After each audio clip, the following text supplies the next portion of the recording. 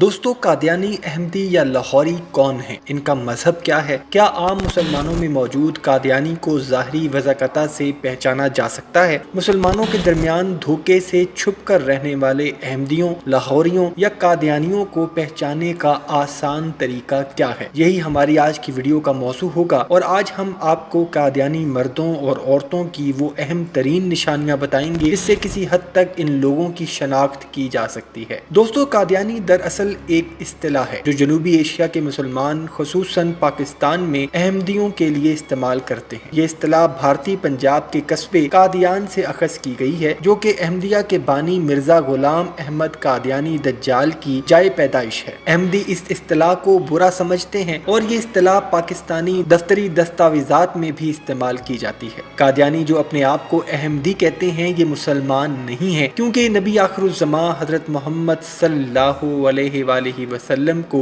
آخری نبی نہیں مانتے، اس لیے یہ دائرہ اسلام سے خارج ہیں۔ یہ نبی کریم حضرت محمد صلی اللہ علیہ وآلہ وسلم کے بعد مرزا غلام احمد قادیانی دجال کو نبی، مسیح موعود اور امام مہدی مانتے ہیں۔ مرزا غلام احمد نے دعویٰ کیا کہ وہ مسیح موعود اور مہدی آخر الزماں ہے اور نبی ہونے کا دعویٰ بھی کیا۔ سن 1888 میں مرزا غلام احمد قادیانی نے اعلان کیا تھا کہ اس کو بیعت لے کر ایک جماعت بنانے کا حکم ملا ہے، اور اسی طرح 23 مارچ سن 1899 کو لدھیانہ میں پہلی بیعت لے کر جماعت احمدیہ، جسے قادیانیت اور مرزائیت بھی کہا جاتا ہے، اس کی بنیاد رکھی گئی، اور آج اس کا خفیہ نیٹ ورک پوری دنیا میں پھیلا ہوا ہے۔ دوستو 1974 کی پاکستانی آئینی ترمیم اور بعد ازاں 1984 کے امتناع کے مطابق قادیانی قانونی ایکٹ کی شق 298A، 298B اور 298C کے تحت نہ صرف کافر ہیں بلکہ دھوکہ دے کر خود کو مسلمان ثابت کرنے کے لیے اگر شاعر اسلام کا استعمال کریں تو 3 سال کی قید پاکستانی قانون کے مطابق ان کے لیے موجود ہے۔ اب بات کر لیتے ہیں ان کی اہم ترین نشانیوں کی جن سے قادیانیت کی پہچان کی جا سکتی ہے۔ نمبر 1، مسلمانوں سے ایک گپ شپ لگانے کے بہانے قادیانی اپنی شناخت کروائے بغیر بات مذہبی امور کی طرف لے جاتا ہے اور یہ باور کروانے کی کوشش میں لگا رہتا ہے کہ حضرت عیسیٰ علیہ السلام کے متعلق یہ عقیدہ رکھنا کفر ہے کہ اللہ نے ان کو آسمان پر زندہ اٹھا لیا ہے اور کافر ان کو صلیب نہیں دے سکے اور وہ قرب قیامت میں واپس آئیں گے اور دجال کو قتل کریں گے، اور قادیانی یہ ثابت کرنے کی کوشش کرتا ہے کہ ان کو صلیب پر چڑھایا گیا لیکن وہ زخمی حالت میں فلسطین سے کشمیر ہجرت کر گئے، وہاں 120 سال کی عمر میں ان کو موت آئی، اور صحیح احادیث میں جو مذکور ہے کہ قیامت سے قبل حضرت عیسیٰ ابن مریم علیہ السلام نے نازل ہونا ہے، اس سے مراد یہ ہے کہ اس امت میں سے کسی عیسیٰ نے پیدا ہو مسیح ابن مریم اور امام مہدی ہونے کا دعویٰ کرنا ہے، اور قرآن میں جہاں حضرت عیسیٰ ابن مریم علیہ السلام کے متعلق توفا کا لفظ موجود ہے، اس سے مراد ان کی موت ہے۔ حالانکہ عربی بولنے اور جاننے والے یہ سمجھتے ہیں کہ توفا کا مطلب کسی چیز کو پورا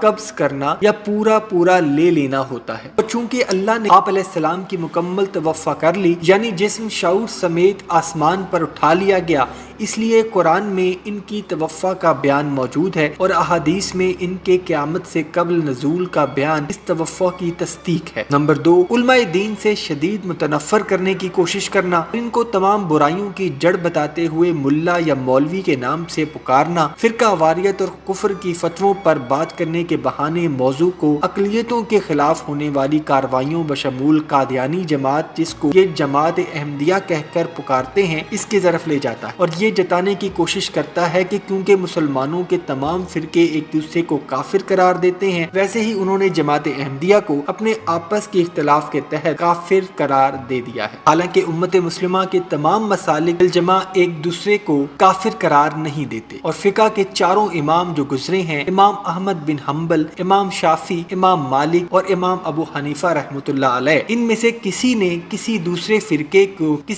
فرقے کے ماننے والوں کو کافر یا اسلام سے خارج قرار نہیں دیا، اور عقیدہ ختم نبوت کے معاملے میں تمام امت مسلمہ کا اجماع موجود ہے۔ ہمیشہ سے نبی کریم صلی اللہ علیہ وآلہ وسلم کے بعد پیدا ہونے والا ہر مدعی نبوت، اس کے پیروکار کافر اور اسلام سے خارج ہیں، حتیٰ کہ امام اعظم امام ابو حنیفہ رحمۃ اللہ علیہ کا فتویٰ ہے، جس کسی نے حضور نبی کریم صلی اللہ علیہ وآلہ وسلم کے بعد کسی مدعی نبوت سے اس کی صداقت کا ثبوت بھی طلب کیا کسی بھی تردد کے ساتھ، تو وہ خود بھی بھی اسلام سے خارج ہو جائے گا۔ نمبر 3، قادیانیوں کی ایک اہم ترین پہچان یہ ہے کہ قادیانی چاندی کی ایک خاص قسم کی انگوٹھی پہنتے ہیں۔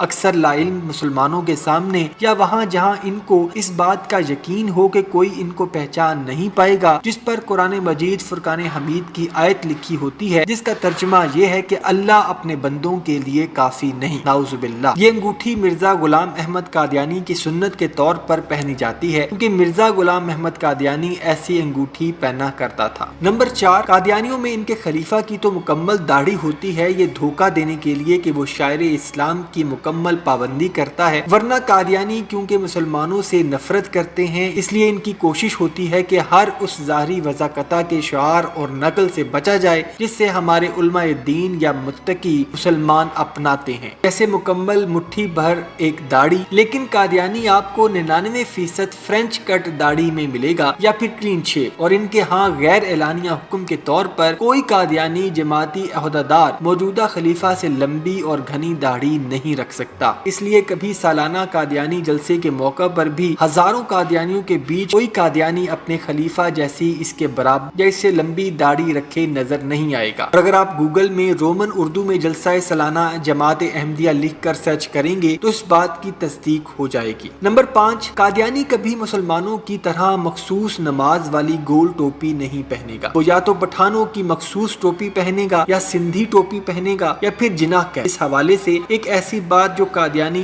آپ کو نہیں بتائے گا وہ یہ ہے، قادیانی جماعت میں ان کے مرتبے یا رتبے کے لحاظ سے سر ڈھانپنے کا رواج ہے۔ مردوں میں ان کا خلیفہ شملہ والی پگڑی پہنتا ہے اور اس کے علاوہ کسی قادیانیوں کو اس کی موجودگی میں پگڑی پہننے کی اجازت نہیں ہوتی۔ خلیفہ کے بعد جو اس سے نچلے درجے کے عہدیدار ہیں وہ جناح کیپ کا استعمال کرتے ہیں، پینٹ کوٹ یا شلوار قمیض یا شیروانی کے ساتھ، پینٹ کوٹ یا شلوار قمیض یا شیروانی کے ساتھ، اور پھر ان سے نچلے درجے کے عام قادیانی پٹھانوں کی مخصوص ٹوپی پہنتے ہیں یا پھر سندھی ٹوپی پہنتے نظر آتے ہیں۔ نمبر 6، قادیانی عورتوں کو پہچاننا تو اور بھی آسان ہے، یہ بھی اپنے قادیانی مردوں کی طرح مسلمان عورتوں کی ضد میں ڈھیلے ڈھالے برقع کے بجائے عمومی طور پر ٹائٹ برقع پہنتی ہیں، اس کی کمر پر اکثر بیلٹ بھی لگی ہوتی ہے تاکہ برقع کی فٹنگ اچھی آئے۔ اس کے علاوہ ان کے برقع میں ایک لمبی چاک بھی ہوتی ہے اور ان کے نقاب کا طریقہ بھی نرالا ہوتا ہے جس میں نقاب ناک کے نیچے رکھا جاتا ہے، یعنی ناک سامنے ہوتا ہے، ہونٹوں کے اوپر ڈھلکا ہوا جس سے سوائے لب و رخسار کے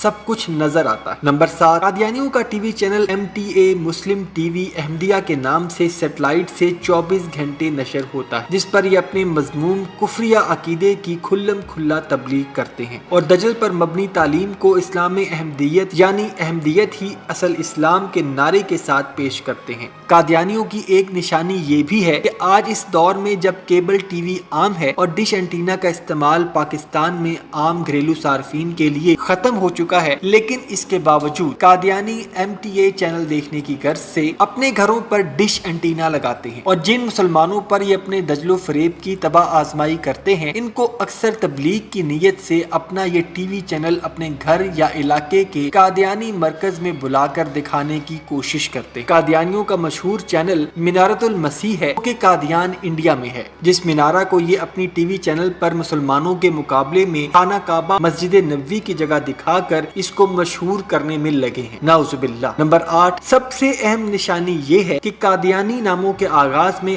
آپ کو محمد نہیں ملے گا اور نہ ہی کوئی پیدائشی قادیانی آپ کو اس طرح کا خالص اسلامی نام رکھے نظر آئے گا جیسے کہ عبداللہ، مصطفیٰ، عبد الرشید، عبد القیوم، جبکہ ان کے ناموں کے اختتام میں احمد لگا ہوا نظر آئے گا جو مرزا قادیانی کے نام کا بھی حصہ تھا۔ اور قادیانی قرآن میں بیان ہونے والے آقا کریم صلی اللہ علیہ وآلہ وسلم کے مخصوص نام احمد سے مراد معاذ اللہ مرزا غلام احمد قادیانی کی ذات لیتے۔ یاد رہے کہ پاکستان اور دنیا میں پائے جانے والے زیادہ تر قادیان پنجابی زبان بولتے ہیں کیونکہ مرزا غلام احمد قادیانی کا تعلق بھی تقسیم ہندوستان سے قبل قادیان ضلع گرداسپور پنجاب سے ہی تھا۔ دوستو، یہ وہ آسان نشانیاں ہیں جس کی مدد سے آپ بآسانی قادیانیوں کو پہچان سکتے ہیں۔ اللہ سبحانہ و تعالی ہم سب کو اس فتنہ عظیم سے محفوظ فرمائے۔ امید کرتا ہوں ناظرین آج کی ویڈیو آپ کو پسند آئی ہوگی۔ اگر ویڈیو پسند آئی ہے تو ویڈیو کو لائک اور شیئر ضرور کیجیے گا، اور جاتے جاتے چینل کو سبسکرائب کر کے ہماری حوصلہ افزائی بھی کر دیجیے۔ اپنا